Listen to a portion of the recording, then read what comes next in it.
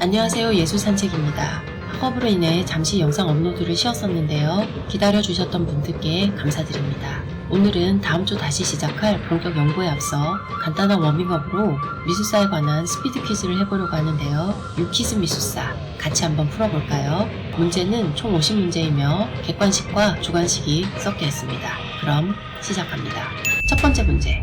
이 화가는 1434년 아르놀피니 부부의 초상화를 그렸습니다. 유화를 발명한 것으로도 알려진 이 15세기 플랑드르 지역의 화가는 누구일까요? 이 화가는 16세기 이탈리아 화가로 빛과 어둠의 대조를 자연스럽고 사실적으로 그려내어 17세기 서양 미술사에 커다란 영향을 끼쳤는데요. 빛의 화가로 알려진 렘브란트나 바로크 미술의 루벤스에게도 큰 영향을 주었습니다. 뛰어난 그림 실력과는 별도로 싸움꾼이었으며 실제로 살인까지 저질러 도망다니다 38살의 젊은 나이에 사망한 오랜 시간 잊혀졌다 20세기에 재조명을 받고 있는 이 천재 화가는 누구일까요? 이 아티스트는 세계 최초로 비디오 아트라는 영역을 개척하였습니다. 1932년 일제 식민지 시대 한국 최고의 재벌집안 막내로 태어나 일본에서 미학을 공부하고 독일에서 음악사학을 공부하였고요. 유학생활을 한 후 1963년 독일에서 자신의 첫 번째이자 세계 최초인 텔레비전을 재료로 한 전시를 하였습니다. 경기도 용인시에 이 아티스트의 아트센터도 있죠. 누구일까요? 노르웨이 출신의 이 화가는 자신의 가장 유명한 작품의 탄생 배경에 대해 이렇게 일기장에 적었습니다. 나는 두 친구들과 길을 따라 걷고 있었다. 해는 지고 있었고 갑자기 하늘이 핏빛 붉은색으로 변했다. 나는 기진맥진한 기분을 느끼며 멈췄고 펜스에 기대어 섰다. 푸른빛 검정의 피오르드와 하늘 위에는 피와 불의 혀들이 있었다. 내 친구들은 계속 걸었지만 나는 불안에 떨며 서 있었다. 그리고 나는 자연을 가로질러 지나는 끝없는 절규를 느꼈다. 누구일까요? 현재 세상에서 가장 비싼 작품가를 기록하고 있는 이 살바토르 몬티의 화가는 누구일까요? 다빈치의 가장 유명한 작품인 모나리자가 전시되어 있는 미술관은 어디일까요? 프랑스 파리에 위치한 이 미술관은 주로 19세기 프랑스의 인상주의 작품을 전시하고 있는데요. 밀레, 꾸르베, 마네, 모네, 르누아르, 드가, 세잔, 고갱, 고흐 등의 작품들을 감상할 수 있는 이 미술관의 이름은 19세기 네덜란드 화가인 빈센트 반 고흐는 친남동생의 아낌없는 지원을 받았었는데요. 이 남동생의 이름은 무엇일까요? 인도 출신의 영국 아티스트인 이 사람은 2016년 당시 세계에서 가장 어두운 블랙으로 유명한 반타블랙이라는 물질을 예술적 용도로 독점 사용할 수 있는 권리를 구매하였다고 발표하였었습니다. 2018년 포르투갈에서 전시된 이 물질을 이용한 작품 림보로의 하강에 어떤 감상자가 발을 헛디뎌 추락하는 사건이 있었는데요. 이 아티스트는 누구일까요? 일본 출신의 이 아티스트는 무한한 땡땡이 무늬와 끊임없이 증식하는 반복 패턴으로 유명합니다. 1957년 27살 때 미국으로 건너가 15년간 뉴욕에서 아방가르드와 페미니즘 미술의 최전선에 서기도 했었죠. 현재 생존하는 여성 아티스트 중 가장 비싼 작품가를 기록하기도 하는 이 아티스트는 누구일까요? 한국의 이 화가는 일제강점기와 해방 후 시기의 여성 서양 화가 작가이기도 합니다. 1934년 삼절리라는 잡지에 이혼 고백서를 발표하며 여성에게만 강요되는 정절에 대한 부당함을 읍소하기도 하였는데요. 프랑스 파리에 유학하여 당시의 새로운 미술을 그림에 도입하기도 하였던 이 화가는 누구일까요?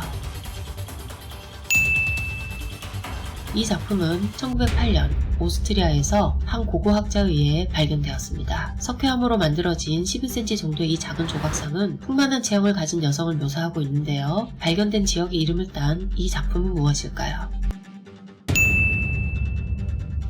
캠베스 푸켄, 마릴린 먼로, 마오쩌둥 등의 초상화 등으로 유명한 이 미국 아티스트는 팝아트라고 하면 가장 먼저 떠오르기도 하는데요. 주로 이 기법을 이용하여 작품을 대량 생산하여 미술의 대중화에도 큰 역할을 하였습니다. 이 아티스트는 누구이며 판화 인쇄 기법 중 하나인 이 작업 방식은 무엇일까요?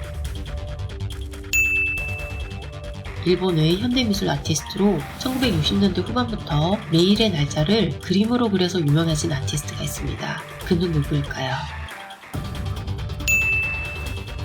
다음 중 모네의 작품은? 마네의 작품은? 르누아르의 작품을 골라보세요.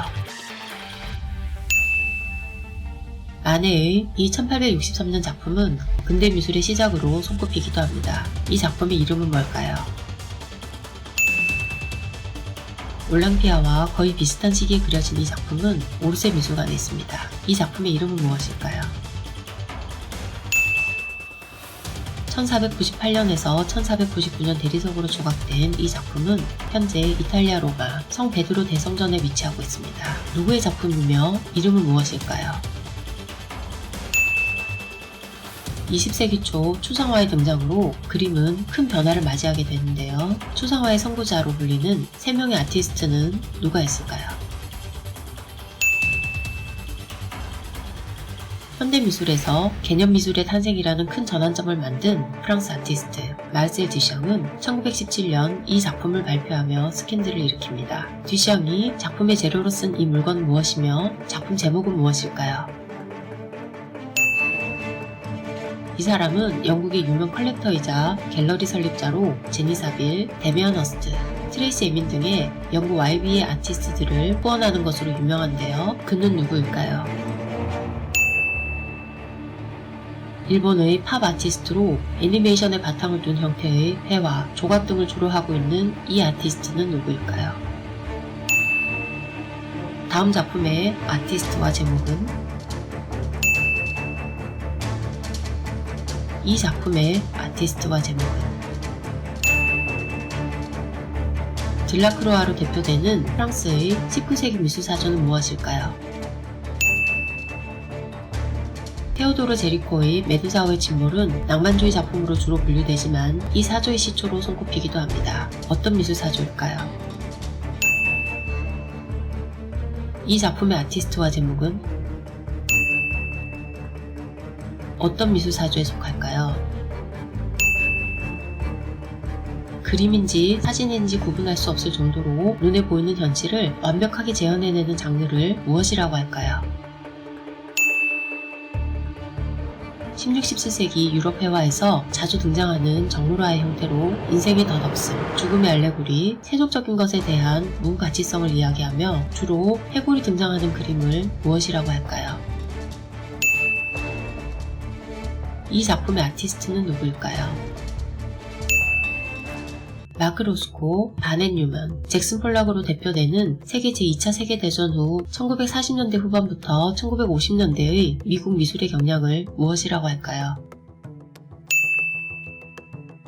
잭슨 폴락은 이젤에 캔버스를 세워 그림을 그리는 방식에서 탈피하여 바닥에 캔버스를 깔고 페인트를 붓이나 막대를 이용하여 떨어뜨리는 드리핑이라는 방법을 고안했습니다. 작품의 최종적 대상의 재현 결과보다 그리는 화가의 행동이 중시되어 불리는 그의 그림 화법을 무엇이라고 할까요? 잭슨 폴락과 미국의 초상표현주의에 대한 미술평론으로 미국 미술을 전 세계에 알리는 큰 역할을 한 평론가로 아방가르드와 키치를 쓴 20세기 중반의 미술 이론가이자 평론가인 이 사람은 누구일까요? 이 작품의 아티스트는? 이 작품의 아티스트는 누구일까요? 1910년 유화로 그려진 이 작품, 댄스는 누구의 작품일까요? 마티스가 속했던 예술사조는? 이 작품을 간단하게 설명하자면 실외 공간, 도시나 자연을 하나의 공간으로 보고 대규모의 작품을 설치하는 것을 랜드아트라고 하는데요. 랜드아트 부분에서 빼놓을 수 없는 이 부부 아티스트의 이름은 무엇일까요? 영국의 그래피티 아티스트로 사회 문제에 대해 유머와 조롱을 섞어 풍자적인 형태로 길거리의 벽이나 건물의 그림을 그리는 이 사람은 2018년 런던 소도비 경매에서 15억 원에 낙찰된 후 스스로 파쇄된 풍선과 소녀의 작가이기도 합니다. 그는 누구일까요? 현대미술의 아버지로 불리는 이 프랑스 아티스트는 인상주의, 후기 인상주의에 속하는 그림을 그렸고요. 큐비즘 탄생에 큰 기여를 하며 19세기 미술이 20세기의 새로운 급진적인 미술로 넘어가는데 역할이 컸습니다. 그는 누구일까요? 이 작가는 독일의 현대미술 아티스트로 현재 생존 작가 중 가장 높은 작품값을 형성하는 탑 클래스 위치를 차지하고 있습니다. 그의 초기 작품은 사진과 회화의 경계를 넘나들며 포토 페인팅으로 불리기도 하는데요. 시간이 흐를수록 추상 회화로 옮겨가며 회화의 가능성을 다양한 실험적 방법으로 연구하고 있습니다. 그는 누구일까요? 2019년 홍콩 크리스티 경매에서 이 작품은 한국 미술품 경매 사상 가장 높은 금액으로 낙찰되었는데요. 작품가가 대략 132억 원이었습니다. 이 작품의 작가와 작품명은 무엇일까요? 서양의 모노크롬과 대비되는 한국의 추상화 경향으로 한 가지 또는 유사한 색깔로 반복되는 형태나 질감으로 작가의 정신과 액션이 표면에 드러나는 작품의 장르를 무엇이라고 할까요? 프랑스 19세기 화가 클로드 모네가 1872년 11월 13일 그린 이 작품은 인상주의의 시초가 되었습니다. 작품의 제목은 무엇일까요? 각 빈칸에 맞는 아티스트는 이것은 파이프가 아니다 로 유명한 벨기에의 초현실주의 작가는 누구일까요? 이렇게 오늘 유퀴즈 미술사 50가지 문제를 풀어보았는데요. 간단한 워밍업이 되었길 바라겠습니다. 다음 주에 더 깊이 있고 재밌는 주제로 돌아오겠습니다.